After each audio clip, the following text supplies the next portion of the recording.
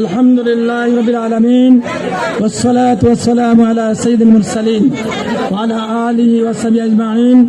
কুমিল্লা জেলা এনসিবি কর্তৃক আয়োজিত আজকের বিশাল ইফতারি সমাবেশের সম্মানিত প্রধান অতিথি নাহিদ ইসলাম, এনসিবির কেন্দ্রীয় আহ্বায়ক এবং অন্যান্য নেতৃবৃন্দ, উপস্থিত স্থানীয় নেতৃবৃন্দ সহ আমার একান্ত প্রিয় ভাইরা, আসসালামু আলাইকুম ওয়া রাহমাতুল্লাহি ওয়া বারাকাতুহু।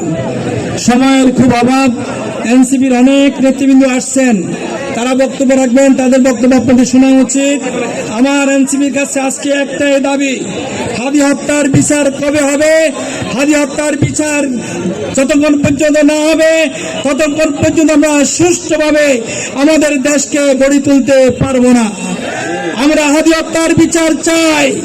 নাহিদ ইসলাম ভাইয়ের কাছে আজকে আমরা একটাই দাবি করছি, হাদি হত্যার বিচারের জন্য প্রয়োজনীয় উদ্যোগ গ্রহণ করুন। সম্মানিত ভাই ও বন্ধুগণ, আমরা সকল ভেদাভেদ ভুলে গিয়ে ভাই ভাই হয়ে আগামীতে কুমিল্লাকে আমরা একটি নতুন কুমিল্লা উপহার দিতে চাই। সকলকে ধন্যবাদ।